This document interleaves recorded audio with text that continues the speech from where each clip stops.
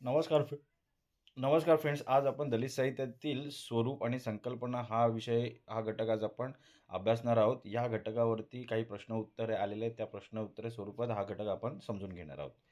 तर प्रश्न पहिला आहे, दलित साहित्याचे स्वरूप आणि वैशिष्ट्य सांगा. प्रश्न काय? दलित साहित्याचे स्वरूप आणि वैशिष्ट्य सांगा. स्वरूप, दलित साहित्याचे स्वरूप. दलित साहित्य हे प्रस्थापित साहित्याला दिलेलं एक आव्हान आहे. दलित साहित्य काय? जे प्रस्थापित, जे ऑलरेडी जे साहित्य आहेत, मनोरंजक साहित्य, त्या साहित्याला दिलेलं एक आव्हान आहे. हे केवळ मनोरंजनासाठी नसून मानवी मूल्ये, सामाजिक न्याय, समतेचा आग्रह धरणारे साहित्य आहे. हे साहित्य कसं आहे, तर हे केवळ मनोरंजनासाठी साहित्य नसून हे मानवी मूल्य, सामाजिक न्याय, समतेचा आग्रह धरणारे साहित्य आहे.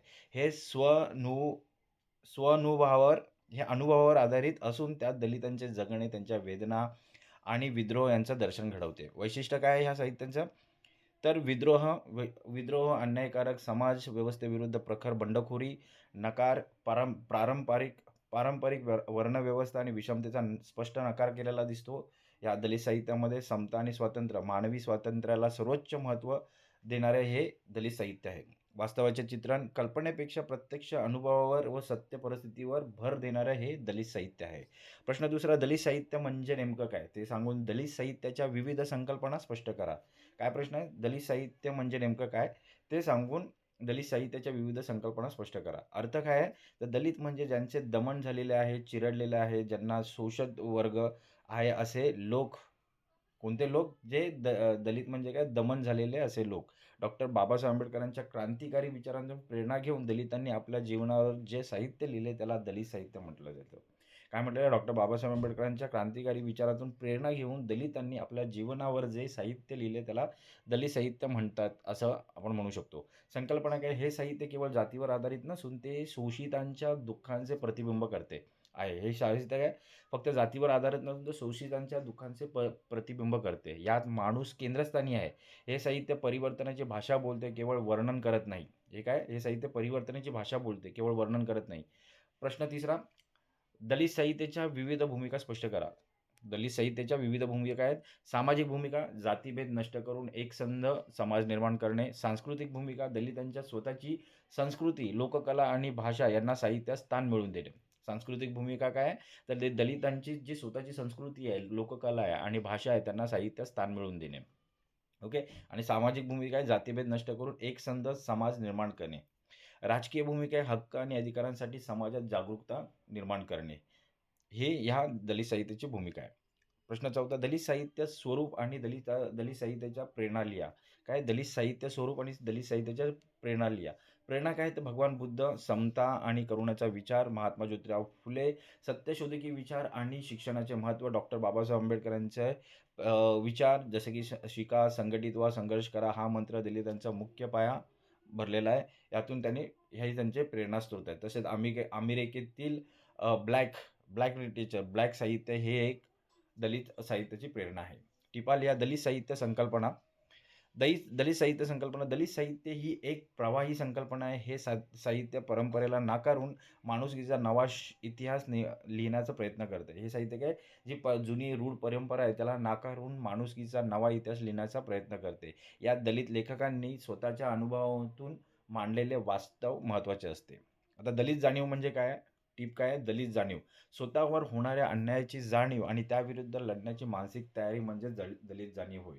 ही जाणीव आंबेडकरी विचारातून धारदार झालेली आहे. काय आहे दलित जाणीव म्हणजे काय? स्वतःवर जो अन्याय होतो त्या होणाऱ्या अन्यायाची जाणीव आणि त्याविरुद्ध लढण्याची मानसिक तयारी म्हणजे दलित जाणीव होय. ही जाणीव आंबेडकरी विचारातून धारदार झाली. पुढचा टिप, दलित साहित्यातील विद्रोह. दलित साहित्यातील विद्रोह म्हणजे प्रस्थापित अन्यायी व्यवस्थेला दिलेली धडक. दलित साहित्यात हा एक विद्रोही शब्दाशब्दातून व्यक्त होतो. जुन्या रूढी परंपरांना जाळून नवीन समाजव्यवस्था निर्माण करण्याची जिद्द यात दिसते. ओके. पुढची टिप आहे, दलित साहित्यातील समूहमन. दलित साहित्यातील समूहमन म्हणजे काय? तर दलित साहित्य हे केवळ एका व्यक्तीचे दुःख नसून ते संपूर्ण दलित समाजाचे समूहमन व्यक्त करते. दलित साहित्य काय? हे एका व्यक्तीचे दुःख नसून ते संपूर्ण दलित समाजाचे समूहमन व्यक्त करते. समाजातील प्रत्येक घटकाची वेदना या साहित्यातून प्रकट होते. आता एका वाक्यात उत्तर आले ते बघूया. दलित साहित्य साधारणतः कोणत्या वर्षी उदयास आलेला साहित्य प्रवाह आहे? दलित साहित्य हा साधारणतः कोणत्या वर्षी उदयास आलेला प्रवाह आहे? तर दलित साहित्य साधारणतः 1960च्या दशकात, विशेषतः 1958च्या पहिल्या दलित साहित्य संमेलनानंतर प्रकर्षाने उदयास आलेला साहित्य प्रवाह आहे. म्हणजे 1960मध्ये हे दलित साहित्य साधारणतः त्या दशकामध्ये उदयास आलेला आहे. दुसरा प्रश्न, माणसाच्या मुक्तीचा पुरस्कार करणारे, माणसाला महान मानणारे, वंश, वर्ण आणि जाती श्रेष्ठत्वाला कठोर विरोध करणारे हे साहित्य दलित साहित्य, ही व्याख्या कुणाची आहे? ही व्याख्या प्रसिद्ध विचारवंत बाबूराव बागुल यांची आहे. काय आहे? माणसाच्या मुक्तीचा पुरस्कार करणारे, माणसाला महान मानणारे, वंश, वर्ण आणि जाती श्रेष्ठत्वाला कठोर विरोध करणारे हे जे साहित्य ते दलित साहित्य होय. हे विचार कुणाचे होते? ही व्याख्या प्रसिद्ध विचारवंत बाबूराव बागुल यांची आहे. प्रश्न 3, जन्मापासून शोषित या अर्थाने कोणता शब्द वापरला जातो? जन्मापासून शोषित या अर्थाने दलित हा शब्द वापरला जातो. कुणाच्या मते दलित साहित्य म्हणजे दलित लेखकांनी दलितांविषयी निर्माण केलेले प्रक्षोभक विद्रोही साहित्य होय. प्रश्न काय? कुणाच्या मते?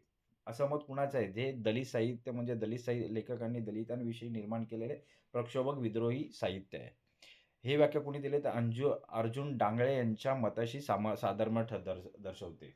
कोणाच्या मते? तर अर्जुन डांगळे यांच्या मते दलित साहित्य म्हणजे दलित लेखकांनी दलितांविषयी निर्माण केलेले प्रक्षोभक विद्रोही साहित्य होय. तर मित्रांनो, आज आपण दलित साहित्यातील घटक 2 दलित साहित्य स्वरूप आणि संकल्पना हा घटक प्रश्नोत्तरी स्वरूपामध्ये अभ्यासलेला आहे. हा घटक चांगल्या प्रकारे समजून घेण्यासाठी हा व्हिडिओ तुम्ही वारंवार पहा, जेणेकरून या घटकाचे मुद्दे तुम्हाला चांगल्या प्रकारे समजतील. तर आज आपण इथेच थांबूयात. धन्यवाद.